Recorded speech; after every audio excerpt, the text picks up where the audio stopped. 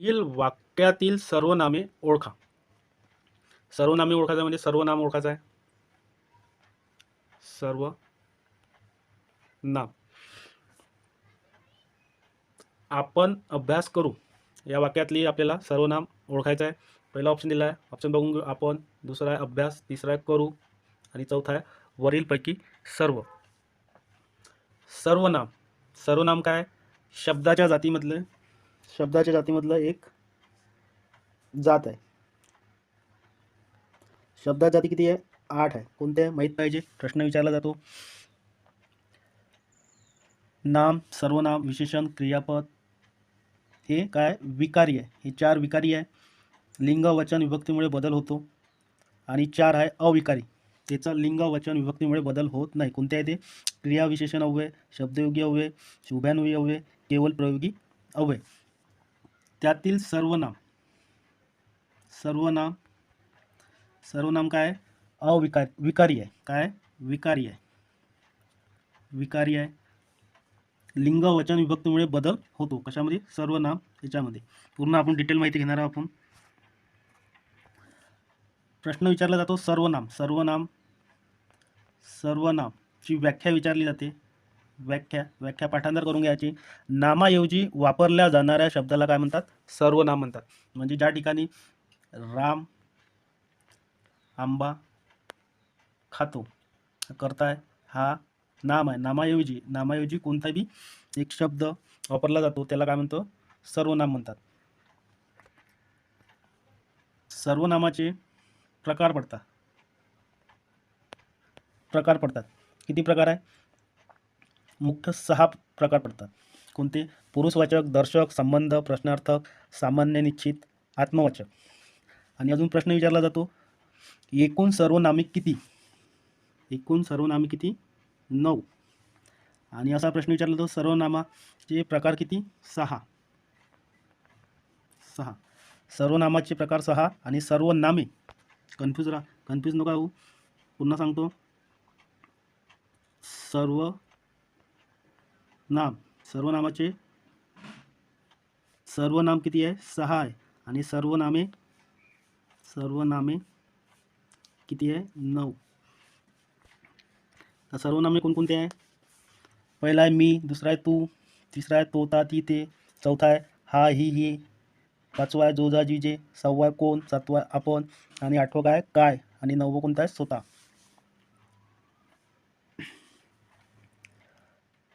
यामध्ये सर्वनामाचे 6 प्रकार पडतात. कोणते? पुरुषवाचक, दर्शक, संबंध, प्रश्नार्थक, सामान्य, अनिश्चित आणि आत्मवाचक. आपण एक एक प्रकाराचे विश्लेषण करू. त्यानंतर आपण प्रश्नाचं उत्तर आपल्याला आपोआप येऊन जाईल. पहिला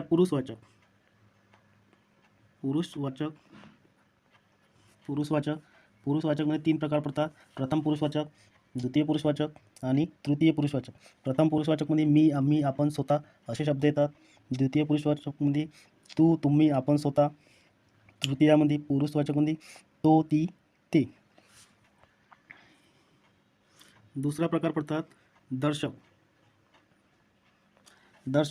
मध्ये काय येतात? कोणते शब्द येतात? हा, ही, हे, ह्या हे शब्द येतात. तिसरा जो प्रकार पडतात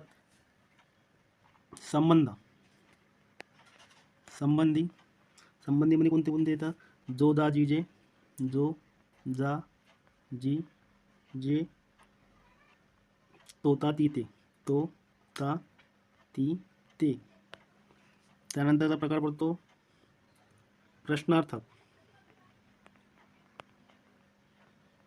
प्रश्नार्थक. याच्यामध्ये कोणते?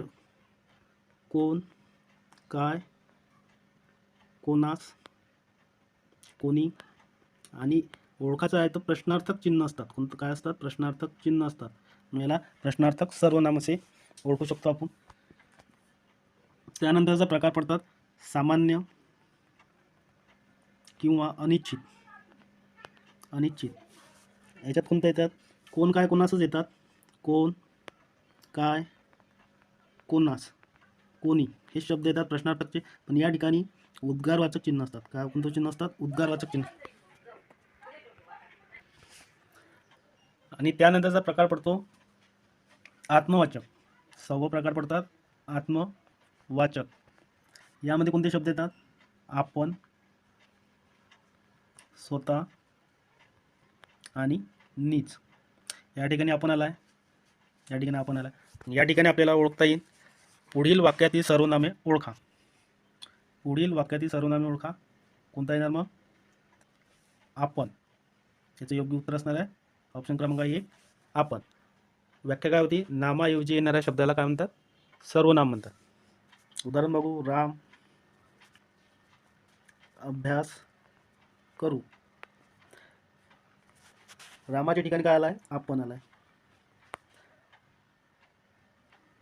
नामाऐवजी, हे नाम आहे, नामाऐवजी येणाऱ्या शब्दाला काय म्हणतात? सर्वनाम म्हणतात. म्हणून या ठिकाणी आपल्याला सर्वनामे ओळखायची राहिलेत. कशी ओळखायची? या पद्धतीने ओळखायची. योग्य उत्तर असणार आहे आपण. सर्वनामाची व्याख्या काय? नामाऐवजी येणाऱ्या शब्दाला काय म्हणतात? सर्वनाम म्हणतात. आणि प्रकार पडतात त्याचे. सर्वनामाचे प्रकार किती आहे? 6 प्रकार आहे. कोणकोणते आहे?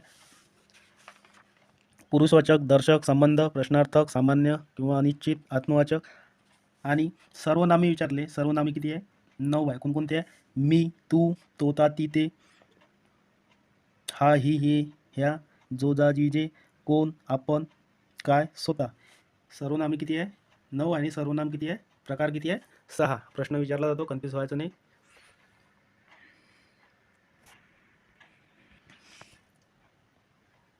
सर्वनामे ओळखायचं होतं आपल्याला. आपण अभ्यास करू.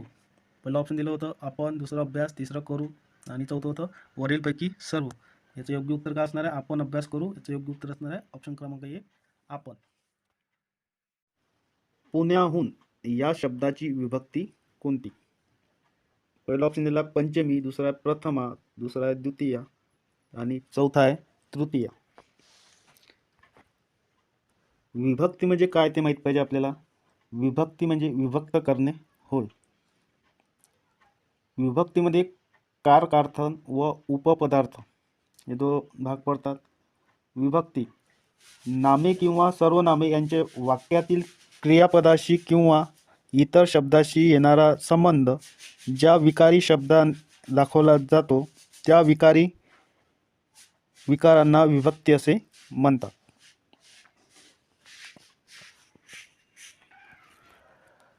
विभक्ती किती आहे? विभक्ती किती आहे? 8 आहे. किती आहे? एकूण 8 आहे. कोणकोणत्या आहे? प्रथमा, द्वितीय, तृतीय, चतुर्थी, पंचमी, षष्ठी, सप्तमी, संबोधन. किती आहे? विभक्ती आहे 8 आहे. सर्व विभक्तीचे आपण विश्लेषण करणार आहोत. प्रथमामध्ये काय असते? कर्ता असतो. प्रथमामध्ये काय असतं? प्रथमामध्ये एक वचन अनेक वचनमध्ये प्रत्यय नसतो.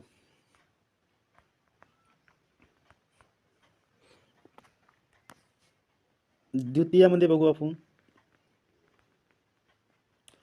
द्वितीयामध्ये कर्त्याची कर्मावर क्रिया घडत असेल व कर्माला कशाने ते प्रत्यय असतील व दानाचा किंवा भेटीचा संबंध नसेल.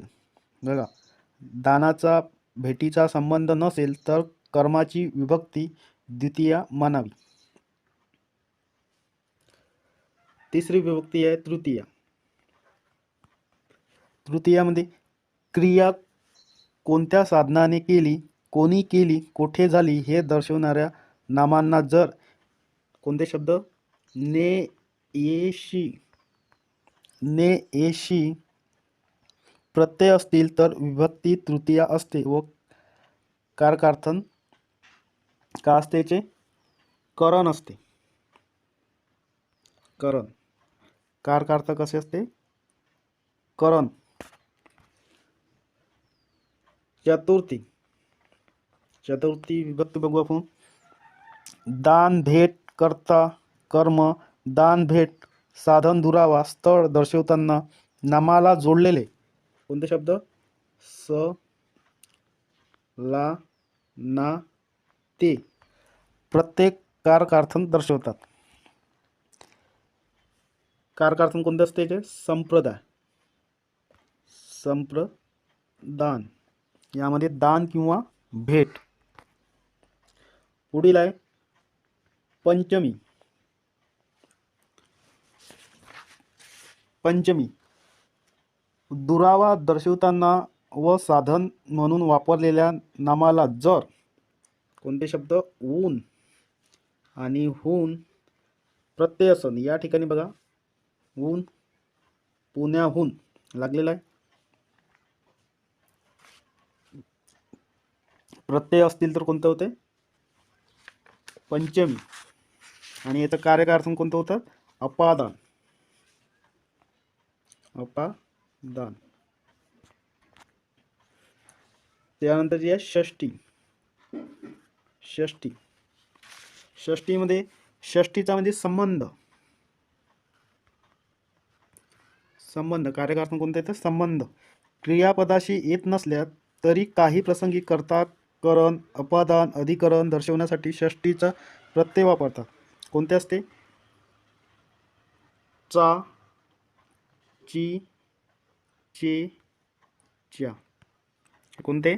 षष्ठीसाठी वापरले जातात. आणि कार्यकार्थन कोणतं आहे? संबंध. त्याच्यानंतर ते आहे सप्तमी.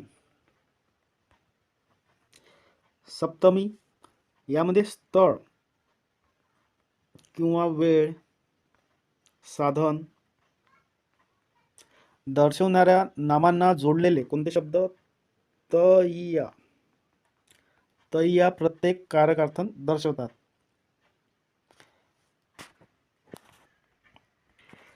कार्यकार्थन कोणतं असते? कार्यकार्थन सप्तमीचं अधिकरण. अधिकरण. आणि शेवटची आहे संबोधन. संबोधन. ज्या नामाने हाक मारली जाते त्याला संबोधन असे म्हणतात. संबोधनाला अनेक वचनात प्रत्यय लागतात. त्याचबरोबर त्याच्या विकारी होतो. सर्व नामांना हाक मारता येत नाही, त्यामुळे त्यांची संबोधन विभक्ती होत नाही. याच्यामध्ये कोणता शब्द येतो? नो. आणि कार्यकार्थन कोणतं असतो? हाक.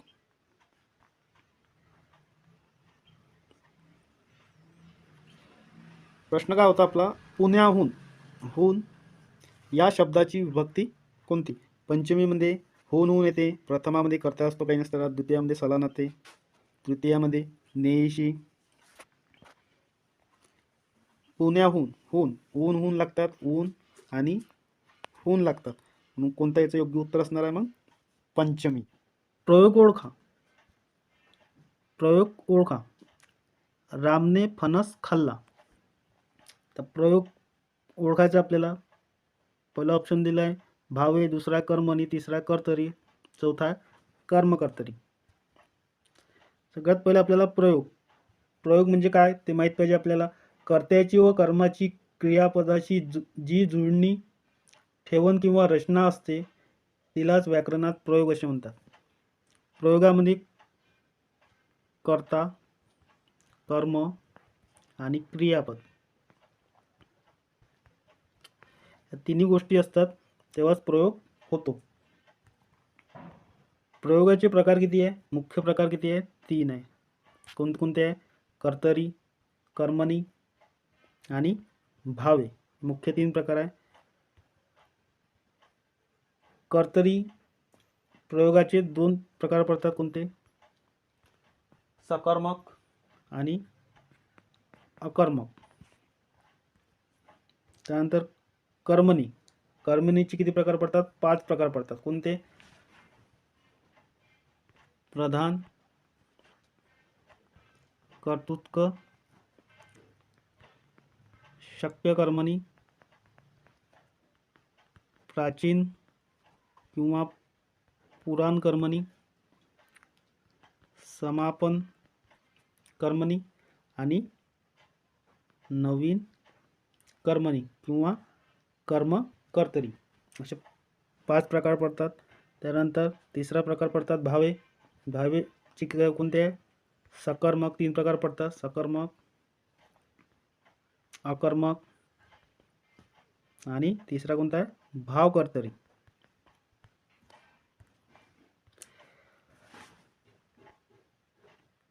कर्तरी प्रयोगामध्ये कर्ता कर्म याला प्रत्यय नसते राहत. प्रत्यय राहत नाही. तर प्रत्यय म्हणजे विभक्ती.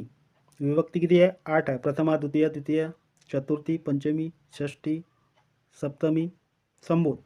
याला जो प्रत्यय असते, प्रथमामध्ये काही नसते राहत, द्वितीयामध्ये सलानाते, तृतीयामध्ये नेशी, चतुर्थीमध्ये सलानाते, पंचमीमध्ये हुन, षष्ठीमध्ये चाचीचे, सप्तमीमध्ये तय्या आणि संबोधमध्ये नो.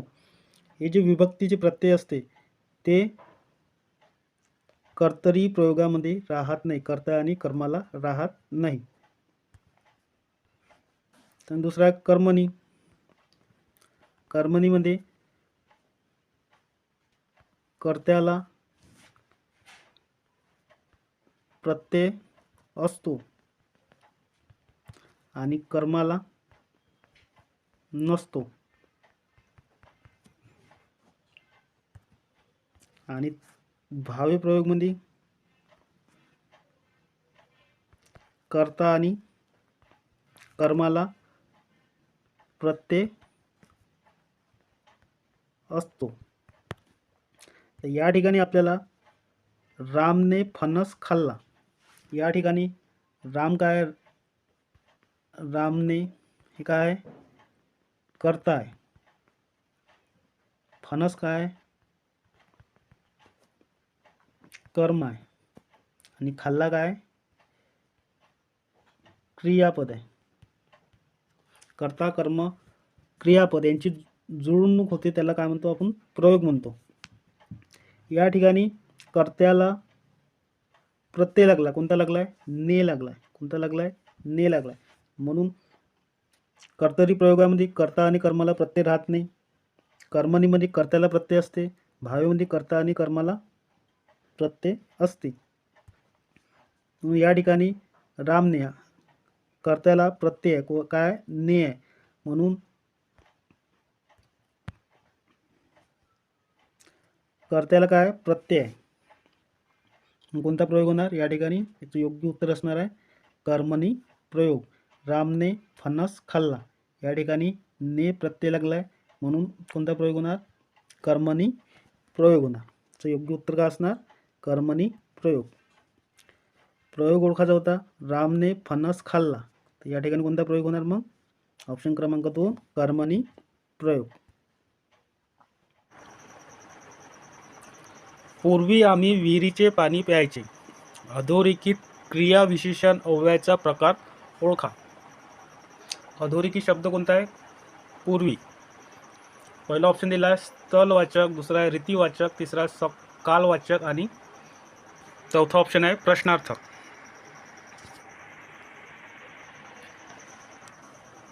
क्रियाविशेषण काय आहे ते सगळ्यात पहिले माहीत पाहिजे आपल्याला. क्रियाविशेषण काय आहे? शब्दाच्या जातीमधला एक शब्दाची जात आहे.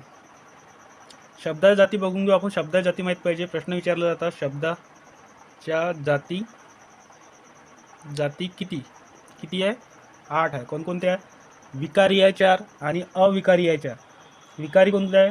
नाम, सर्वनाम, विशेषण, क्रियापद. हे लिंग, वचन, विभक्तीमुळे बदल होतो त्यामध्ये. आणि अविकारी कोणते आहे? 4 आहे. कोणते? क्रिया विशेषण अव्यय, शब्दयोगी अव्यय, उभयान्वयी अव्यय, केवळ प्रयोगी अव्यय. लिंग, वचन, विभक्तीमुळे बदल होत नाही. यामध्ये लिंग, वचन, विभक्तीमुळे बदल होत नाही. क्रिया विशेषण कोणता आहे मग? क्रिया विशेषण अव्यय कोणता आहे? अविकारी आहे. कोणता आहे? अविकारी. यामध्ये लिंग, वचन, विभक्तीमुळे बदल होत नाही. क्रिया विशेषण अव्यय म्हणजे सर्वात पहिले माहीत पाहिजे आपल्याला क्रिया विशेषण अव्ययची व्याख्या आहे. क्रियापदाबद्दल विशेष माहिती सांगणाऱ्या शब्दाला काय म्हणतात? क्रियाविशेषण म्हणतात. क्रिया केव्हा, कुठे, कशी, किती वेळा, किती प्रमाणात घडली याची माहिती क्रियाविशेषणातून मिळते. काही क्रियाविशेषण विकारी तर काही अविकारी सुद्धा असतात.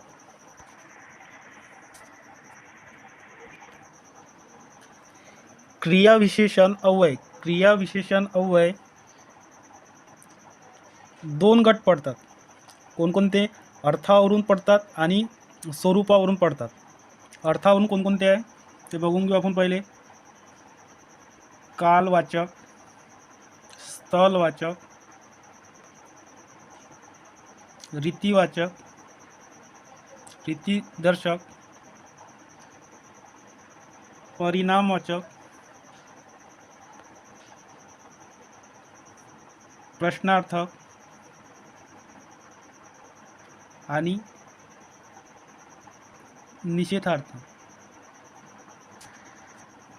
हे स्थलवाचक कोणतं आहे? मग अर्थावरून पडणार आहे. स्थलवाचक, रीतिवाचक, कालवाचक, प्रश्नार्थ हे कसे आहे?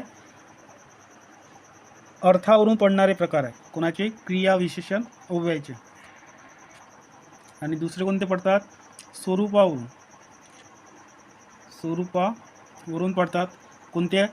सिद्ध क्रियाविशेषण, सिद्ध क्रियाविशेषण आणि साधित क्रियाविशेषण.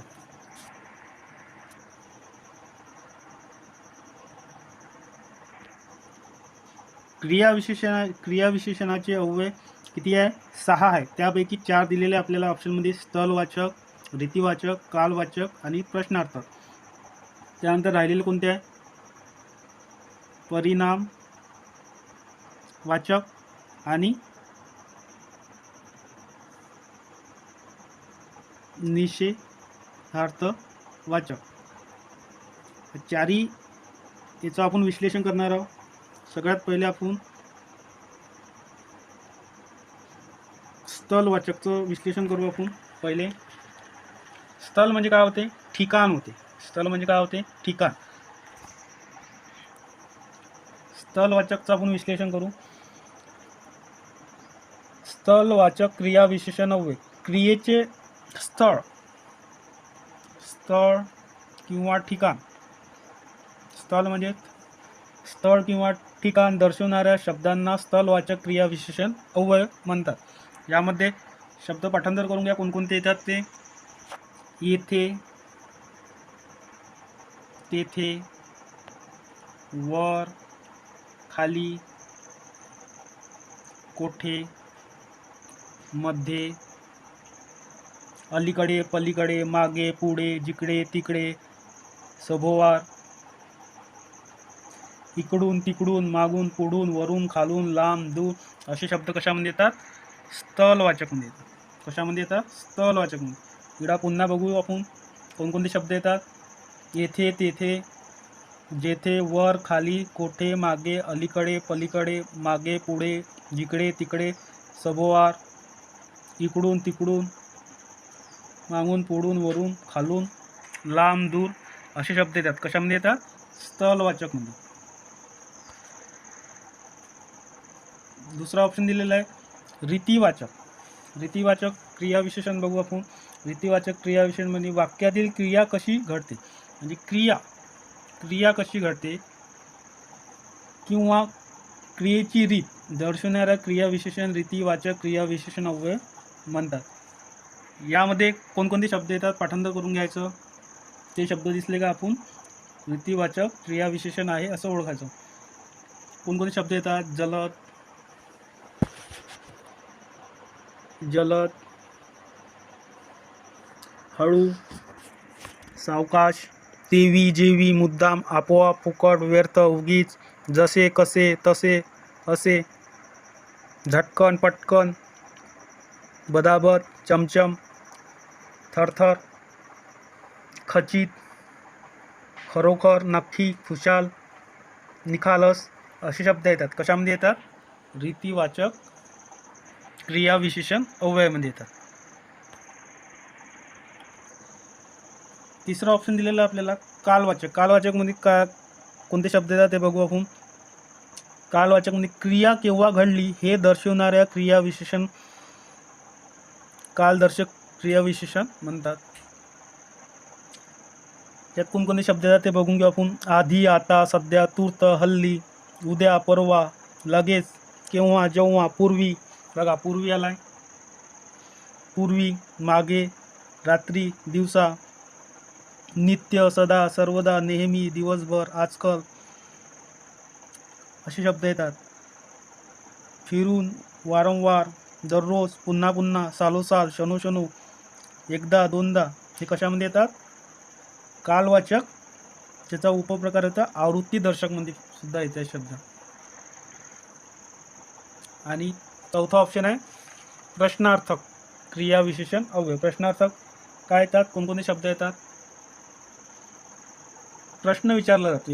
यामध्ये प्रश्न विचारला जातो. यात कोणकोणते शब्द येतात? का, ना, केव्हा, कोठे, कसे आणि प्रश्नार्थक चिन्ह असतात. ओळखण्यासाठी यामध्ये प्रश्नार्थक चिन्ह असेल ते प्रश्नार्थक क्रियाविशेषण अव्यय असतात.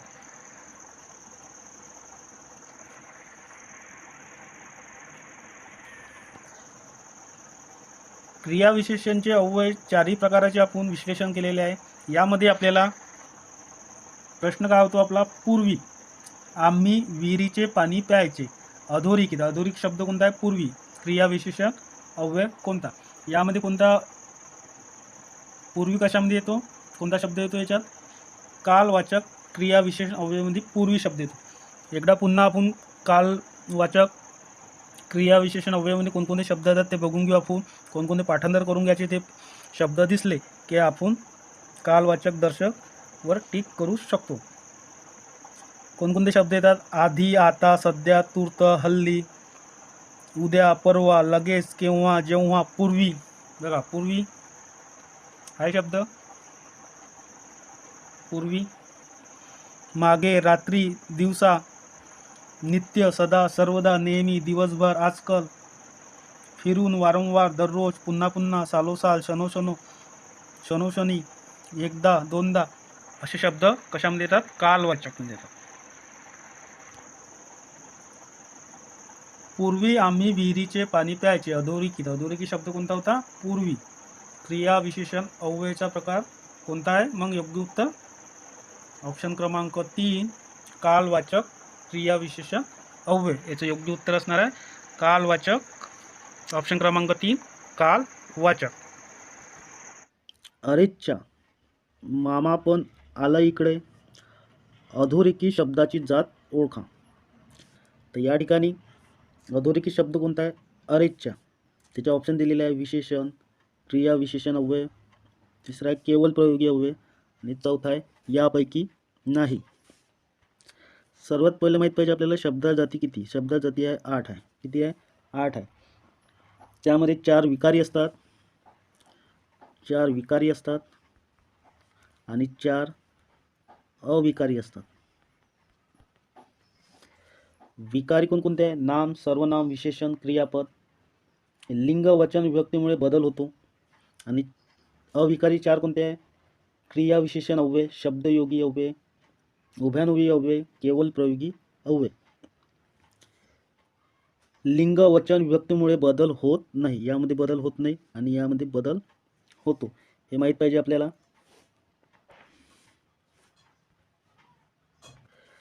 या ठिकाणी पहिला ऑप्शन दिलेला आपल्याला विशेषण दिलं आहे. विशेषणबद्दल माहिती बघून घेऊ आपण. तेव्हाच कुठं आपल्याला या प्रश्नाचं उत्तर भेटू शकते. अरेच्या उद्गारवाचक चिन्ह, मामा पण आला इकडे. या प्रश्नाचं उत्तर शोधण्यासाठी आपण चारही ऑप्शनचे विश्लेषण करू. सगळ्यात पहिलं ऑप्शन आहे विशेषण. विशेषणबद्दल माहिती घेऊन घेऊ आपण. त्याची व्याख्या माहीत पाहिजे आपल्याला. नामाबद्दल विशेष माहिती सांगून नामाची व्याप्ती मर्यादित करणाऱ्या विकारी शब्दाला विशेषण असे म्हणतात. व्याख्या पाठांतर करून घ्यायची, विचारली जाते. त्याचे प्रकार पडतात. किती प्रकार? मुख्य 3 प्रकार आहेत. गुण विशेषण, संख्या विशेषण, सार्वनामिक विशेषण. हा सुद्धा प्रश्न विचारला जातो. विशेषणाचे प्रकार किती आहे? 3. कोणकोणते?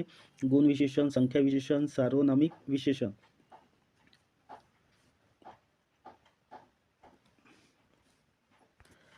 त्यानंतर दुसरं ऑप्शन दिलेलं आहे आपल्याला क्रिया विशेषण अव्यय.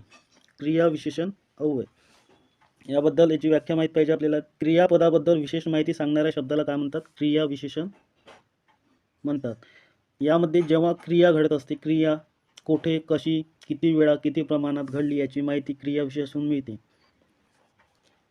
क्रिया घडतात हळूहळू, आधी, नंतर, पूर्वी यामध्ये प्रकार पडतात. कालवाचक, कालवाचक, स्थलवाचक, रीतिवाचक, परिणामवाचक, प्रश्नार्थक, निषेधार्थ असे प्रकार पडतात याच्यामध्ये.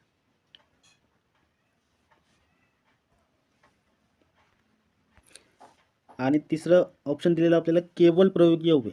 केवळ प्रयोगी अव्ययचा बघून घेऊ आपण. चौथा ऑप्शन दिला यापैकी नाही. म्हणजे या ठिकाणी केवळ प्रयोगी अव्ययमध्ये आपल्या मनातील भावना दाटून आल्यावर तोंडावाटे अचानकपणे जे उद्गार बाहेर पडतात त्यांना उद्गारवाचक शब्द किंवा केवळ प्रयोगी अव्यय म्हणतात. केवळ प्रयोगी अव्यय वाक्याचा भाग नसतात, ते केवळ वापरायचे म्हणून वापरले जातात, परंतु त्यांच्यामुळे भाषेची शोभा वाढते. केवळ प्रयोगी अव्ययाची विभक्ती प्रत्यय लागत नाही, ते केवळ भावनेचे उद्गार. आता या ठिकाणी आपल्याला उद्गारवाचक चिन्ह माहीत पाहिजे. उद्गारवाचक चिन्ह ज्यामध्ये दिसलं ते कोणतं असेल? केवळ प्रयोगी अव्यय. केवळ प्रयोगी अव्यय कोणते भाव व्यक्त करतात यावरून त्याचे प्रकार पण पडतात, तर माहीत पाहिजे. उपप्रकार पण विचारतात. आता अरेच्या या ठिकाणी अरेच्या कशामध्ये ते आश्चर्यदर्शक. अरेच्या मामा पण आलं इकडे, जे आश्चर्य दाखवून राहिले अचानक. त्यात प्रकार पडतात हर्षदर्शक, आहा, वा वा. शोकदर्शक, शोक दर्शवतात, अरे रे, शोक. प्रशंसादर्शक, प्रशंसा, फक्कड, वा वा असे उद्गार निघतात यामध्ये. संमतीदर्शक प्रकार पडतात यामध्ये, ठीक, अच्छा. पण या ठिकाणी केवळ प्रयोगी अव्यय ओळखायचं असेल तर उद्गारवाचक चिन्ह असते. त्यामध्ये अजून विरोधदर्शक, छे छे, तिरस्कार, ईश्य, शी, संबोधन दर्शक, अग, अरे, अहो, मौन, चूप, चुपचाप असे प्रकार पडतात. या ठिकाणी अरेच्या मामा पण आला इकडे या ठिकाणी उद्गारवाचक चिन्ह आहे, म्हणून कोणतं शब्दाची जात होणार आहे या ठिकाणी? शब्दाची जात कोणती? ऑप्शन क्रमांक 3 याचं योग्य उत्तर असणार आहे केवळ प्रयोगी अव्यय. शब्दजाती पाठांतर करून घ्यावे. किती आहे? 8 आहे. नाम, सर्वनाम, विशेषण, क्रियापद, उभयन्वयी अव्यय, केवळ प्रयोगी अव्यय, क्रिया विशेषण आणि शब्दयोगी. अरेच्या उद्गारवाचक चिन्ह, मामा पण आला इकडे, अधोरेखी शब्दाची जात ओळखा. त्याचं योग्य उत्तर असणार आहे ऑप्शन क्रमांक 3